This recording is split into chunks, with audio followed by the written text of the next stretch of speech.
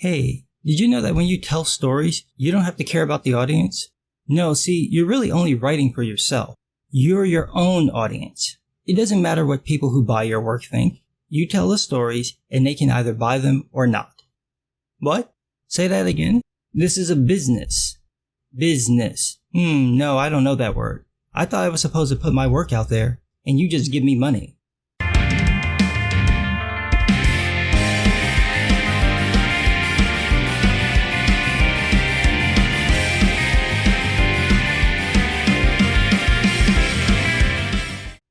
Oh, what a tangled web we weave when we don't give a shit about the fans. So this all began with a tweet from Erik Larsen, one of the guys behind creating Image Comics. He decided to take fans to task for foolishly thinking that comic book publishers and creators should listen to the customers and readers. For some context, what he's talking about are people like me and other comic book reviewers saying that there are certain types of stories we'd like to see more of. There's no hard line, you must write this or else approach. It's just that all of us remember the types of stories that got us into comics, and we can all look at the numbers and see when comics were more successful, and we like to see that success come back. A large part of bringing in more readers, i.e. more customers, is by telling the types of stories that draw them in. We can already see with Japanese comics what those types of stories are, and they're not the overly political postmodern deconstructionist stories that make up so many of American comics. But Erik Larsen knows better than anyone else, including other successful creators like Chuck Dixon and Christopher Priest, who both recently spoke about the problems with selling comics today. Larsen wrote, "Years ago, publishers listened intently to readers and it ended up hurting the comics. At one company, vocal fans tired of the continued stories, so the entire company moved to simplistic single-issue stories, and other fans angrily wrote in about those. The problem is that the audience doesn't know what the audience wants, and creators can't take dictation. It's simply unworkable. The solution has to be, creators make books, readers choose what to support." No. It makes total sense for people to create what they want, and for people to support what they want. It doesn't make any sense though for a creator to ignore how people respond to his work. What Larsen laid out at the start of his tweet is a business responding to a shift in the market. For a while, people liked all-in-one comics. Then people wanted continuous stories. Then they wanted short arcs with ongoing subplots. Then they wanted all-in-one stories again.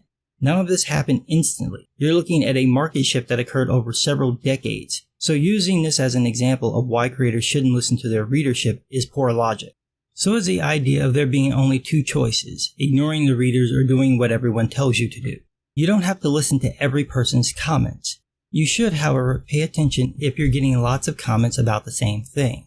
If that happens and it's positive, you might want to keep doing that thing. If it's negative, you might want to consider changing your approach to that thing or scrapping it since it's not working.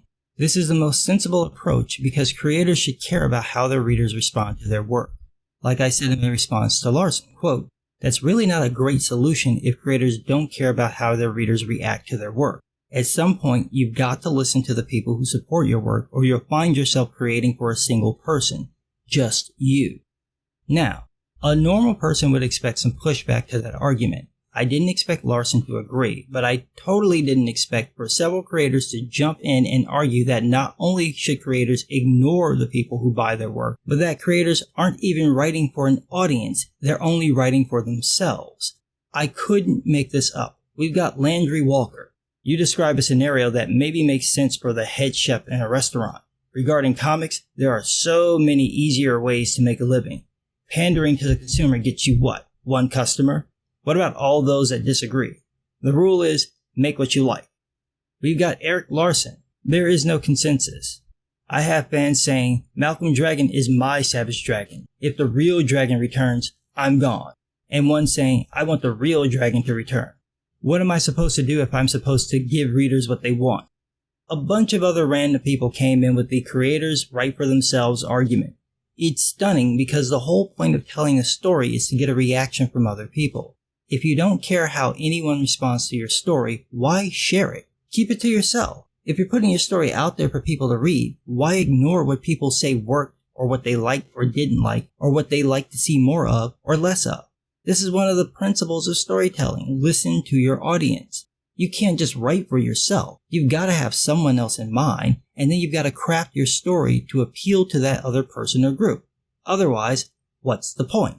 Then Kurt Busiek chimed in, quote, "It's not about ignoring it. It's about weighing it, thinking about the other feedback you got, all the different things it says, your own ideas, your collaborators' ideas, and more, and then deciding what, if anything, to do. I said, that's the right answer. You weigh it along with everything else. You don't insult the people who buy your books by telling them they don't matter. It's pure insanity to ask people to buy something and then say, I don't care what you think about it though. But I knew he was going to go the contrarian route on me, and he did. He went on this long rant citing how Shakespeare ignored people shouting at him to get to the fight. Busek's whole argument basically summed up to this, quote, the reason we're out there selling stories, even if we're not looking to the audience to tell us what they'd like to see more of, is because we want to tell stories. We're not making Honey Nut Cheerios, and we're not trying to figure out the right balance to sell the most boxes. We're telling stories, and they change all the time. We're putting on a show, and we're hoping you're going to like it. But we hope you like the show we cooked up. We're not going to put on a show you'd put on if you were doing it. Right. Plenty of writers resist this idea. They feel that revising a story according to the likes and dislikes of an audience is somehow akin to prostitution. If you really feel that way, I won't try to change your mind. You'll save on charges at Copy Cop too, because you won't have to show your story to anyone in the first place. In fact, if you really feel that way, why bother to publish at all?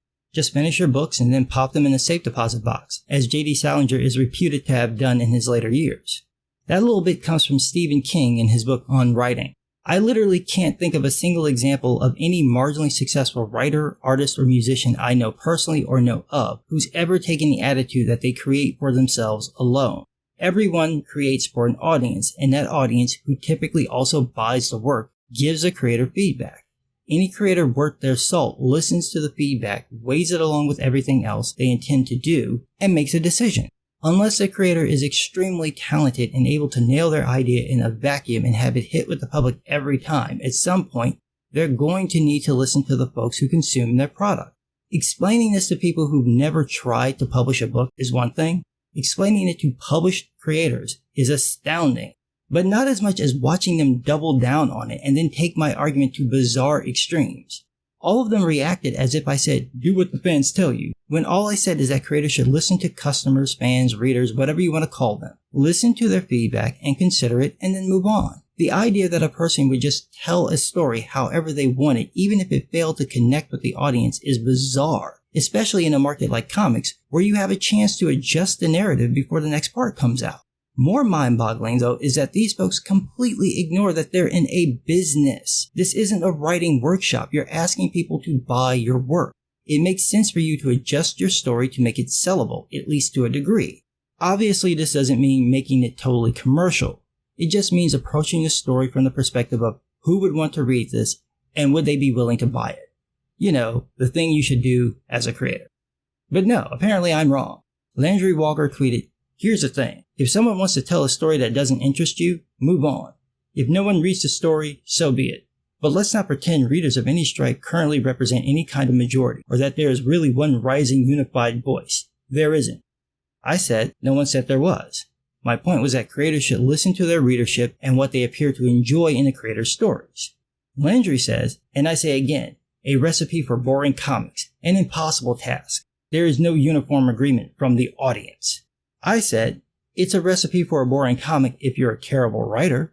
If you're a decent, not good, just decent writer, you should have no problem using elements you've already used that people responded to positively. I mean, how ridiculous is it to think writing a story around elements your audience enjoyed in your previous story makes it boring? And how is it impossible? You've already written something like it. Do it again.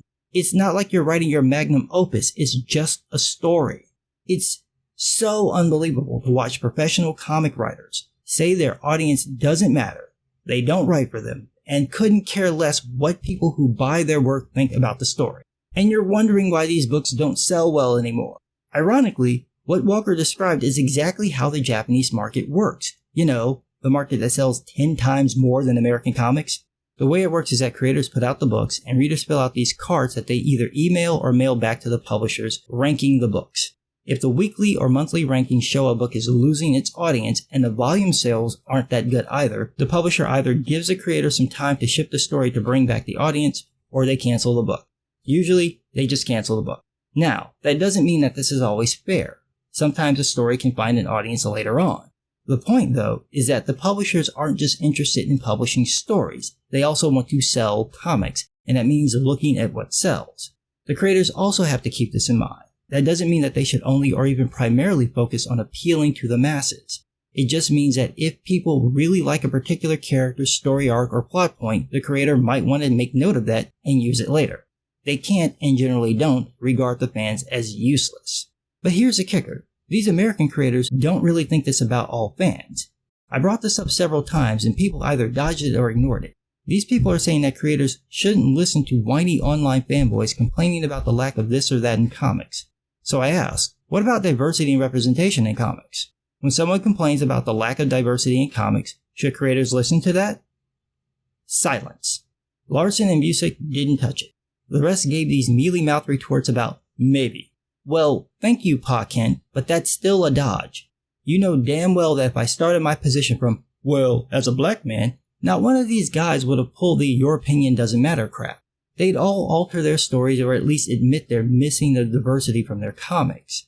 Larson's the one exception because the current Savage Dragon is half black and married to an Asian girl. Personally, I don't have a problem with people not having so-called diverse stories. My issue is that it doesn't make sense not to at least listen to the people who buy your products. Here I thought that as a writer I was supposed to listen to feedback. I mean, wasn't that the whole reason for the recall sessions in my Columbia College writing classes? To get an idea of what in the story resonated and what bombed with the audience? But what do I know? I'm just some hack creator who stupidly cares about his audience. I'm sorry? Yes, Zod, I actually care about them, but not like pets.